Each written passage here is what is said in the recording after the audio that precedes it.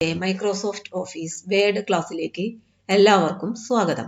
ഇന്ന് നമുക്ക് വേഡില് ഹൈഫണേഷൻ എങ്ങനെയാണ് ഉപയോഗിക്കാന്ന് പഠിക്കാം. ഹൈഫണേഷൻ എന്ന് പറഞ്ഞാല് നമുക്കറിയാം, ഒരു വേഡിലെ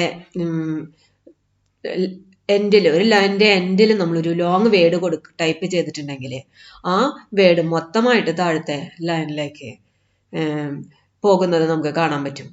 അങ്ങനെ പോവാതെ അവിടെ ഒരു ഹൈഫൺ ഇട്ടിട്ട്, ലോങ് വേഡില് നമ്മൾ ഹൈഫൺ ഇട്ടുകൊണ്ട് എങ്ങനെയാണ് ടൈപ്പ് ചെയ്യാന്നാണ് നമുക്ക് ഇന്ന് നോക്കാം. അതിനായിട്ട് നമ്മൾ മെനു ബാർ എടുക്കാം. മെനു ബാറിൽ പേജ് ലേഔട്ട് മെനു എടുക്കാം.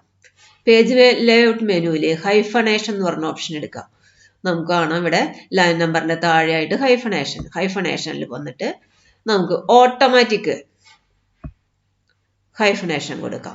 അപ്പൊ നമുക്ക് ഇവിടെ താഴെ നോക്കിയാൽ കാണാം, ഇൻസേർട്ട് എന്ന് പറഞ്ഞ വേർഡില് ഇന്ന് കഴിഞ്ഞിട്ട് ഒരു ഹൈഫൺ കഴിഞ്ഞിട്ട് SERT എന്നുള്ളത് താഴത്തെ ലൈനിലേക്ക് മൂവ് ചെയ്തതായിട്ട് കാണാനായിട്ട് പറ്റും.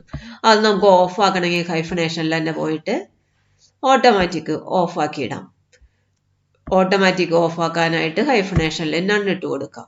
അപ്പൊ നോക്കാം, ഇൻസേർട്ട് എന്ന് പറഞ്ഞ വേർഡ് താഴത്തെ ലൈനിലേക്ക് മൂവ് ചെയ്തിട്ടുണ്ട്. ഇനി നമുക്ക് മാനുവലായിട്ട് എങ്ങനെയാണ് ഹൈഫണേഷൻ സെറ്റ് ചെയ്യാൻ നോക്കാം. നമ്മൾ ടൈപ്പ് ചെയ്തതിന് ശേഷം മാനുവൽ എടുക്കാം.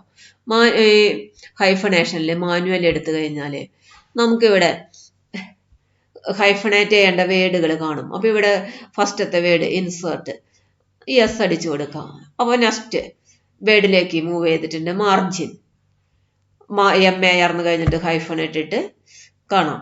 അടുത്തത് ഹൈഫണേഷൻ എന്നുള്ളത്, അപ്പോൾ അവിടെ ഏതാ യെസ് അടിച്ചു കൊടുക്കുക.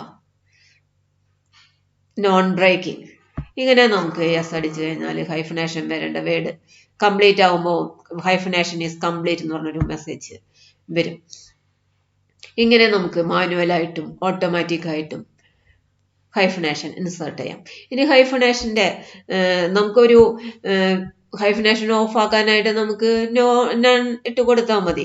മാനുവൽ ആയിട്ടുള്ളതാണെങ്കിൽ ഓഫ് ആക്കണമെങ്കിൽ നമ്മൾ മാനുവലായിട്ട് പോയിട്ട് ഓഫ് ആക്കേണ്ടി വരും. ഇവിടെ നിർത്തിയിട്ട് നമുക്ക് ഓഫ് ആക്കേണ്ടി വരും. ഇനി നമുക്ക് സെലക്ട് ചെയ്യുന്ന ഒരു ടെക്സ്റ്റിന് മാത്രമാണ് ഹൈഫണേഷൻ ആവശ്യം എന്ന് വെച്ചാൽ നമ്മൾ ആ വേർഡ് സെലക്ട് ചെയ്യാം. വേർഡ് സെലക്ട് ചെയ്തതിന് ശേഷം നമുക്ക് ഹൈഫണേഷൻ ഇട്ട് കൊടുക്കാം. അപ്പൊ ആ സെലക്ട് ചെയ്ത വേർഡിന് മാത്രമായിട്ട് ഓട്ടോമാറ്റിക് ഇട്ട് കൊടുത്താൽ ഓട്ടോമാറ്റിക് വരും. മാനുവൽ ആണെങ്കിൽ നമ്മൾ സെലക്ട് ചെയ്തതിന് ശേഷം ആ വേർഡ്, ഇപ്പോൾ മാനുവൽ ആയിട്ടാണ് വേണ്ടതെങ്കിൽ സെലക്ട് ചെയ്തതിന് ശേഷം നമ്മൾ മാനുവൽ എടുക്കാം.